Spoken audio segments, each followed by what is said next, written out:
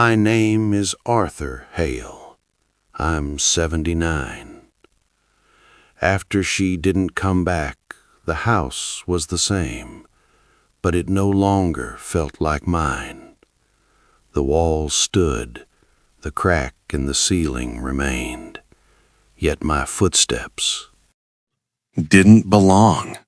It felt like I was living inside someone else's life. There's one moment that keeps returning. It doesn't announce itself. It just shows up the way it always did. It was a Tuesday morning. The sky was pale, undecided. She stood by the door with her coat on and her keys in her hand.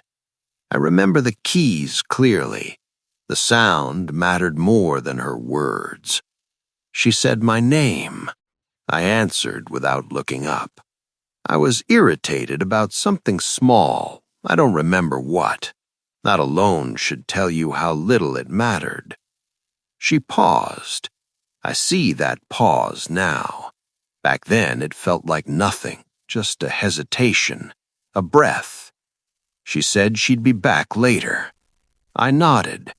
I didn't know that was goodbye.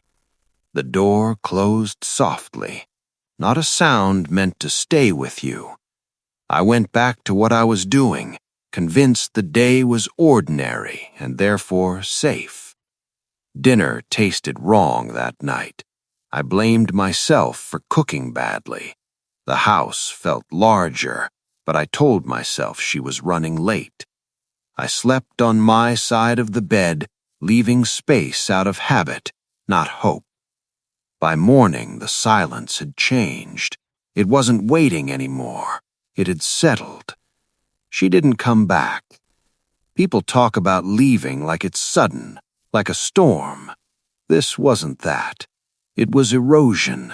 Years of not asking questions, of choosing quiet because it felt easier than truth, of believing time would handle the things I avoided. I found her note days later, not dramatic, not angry, careful, considerate. Even then she was gentle. She wrote about feeling invisible, about trying to be seen without knowing how to ask anymore. I read it slowly, then again, then I folded it and put it away like I still had time to respond. What haunts me isn't her absence. It's that she stood there, waiting for me to look up. At 79, I understand something I couldn't then. Many endings don't feel like endings. They feel like routine, like any other day you assume will repeat. I still hear the door sometimes, or maybe I just remember the sound too well. If this stayed with you, you don't have to do anything about it. Just sit with it for a moment. That's enough. After she left, people checked on me for a while. Not many, just enough to say they had. They asked if I was eating, if I was sleeping, if I needed anything. I answered honestly, which was to say vaguely, because I didn't yet know what I needed, and even if I had known, I wouldn't have said it out loud. The house became a museum of unfinished moments.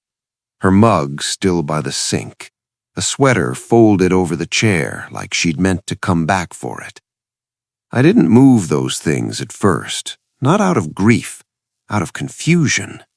Moving them would have meant accepting that nothing was paused anymore. I kept thinking of things I meant to tell her, not important things, not dramatic things, just small corrections, clarifications, words that would have made a moment land differently. I assumed I'd say them later, the way I always had. Later stopped arriving. I realized, slowly, that we had spent years living beside each other instead of with each other. Same house, same routines, different interiors. I knew what she liked for breakfast, but not what kept her awake. I knew the sound of her footsteps, but not what direction her thoughts had been taking. That understanding didn't come all at once. It came in pieces, a sentence from her note, a memory replayed with new weight, a look on her face I'd dismissed as tiredness. I told myself I wasn't cruel, and I wasn't, but I was absent in a way that leaves no marks until it's too late to see them. There were days I reached for my phone before remembering there was no one to call. Nights when I listened for a door I knew wouldn't open. Mornings when I caught myself saving a thought for later, then realized later had no recipient. Time doesn't punish you immediately for misunderstandings. It lets you live with them first. It gives you space to repeat them, to settle into them until they feel like the truth. Only then does it collect. At 79, I can see how often I mistook stability for closeness, how silence felt safe because it didn't demand anything of me, how I thought staying was the same as showing up. I didn't know that love could leave quietly, that it could wait by the door while you finish something that doesn't matter. The hardest part isn't being alone now. It's knowing that the moment that mattered most didn't look important at the time. I'll keep going if you're still here. The rest of it doesn't rush. Tends sooner than I thought I would. Not because I accepted it, but because language has a way of moving on without asking permission. People followed my lead. They stopped mentioning her name. I let them. Correcting them would have required me to admit something I hadn't finished understanding. Sometimes I imagined her living somewhere else, folding laundry in a different room, drinking tea from a mug I'd never held. That image was easier than wondering what she felt in that last pause by the door. Easier than asking myself whether she already knew I wouldn't look up. I replayed that morning often. In my mind, I changed small things. I turned around. I asked where she was going. I said something that made her stay. Those versions never lasted long. Reality always returned, unimpressed by imagination. What surprised me most was how quiet regret is. It doesn't shout. It doesn't even accuse you. It just sits nearby, patient, waiting for you to notice there's nowhere else left to look. I wasn't haunted by what I said wrong. I was haunted by what I never said at all. The conversations I assumed would happen naturally. The explanations I thought were unnecessary because we had history. History isn't the same as presence. As I aged, the world shrunk. Friends left in their own ways. Some moved, some died, some simply stopped calling. I understood them. Life pulls you forward, and you don't always realize who you're leaving behind until you turn around and the space is empty. That understanding should have comforted me.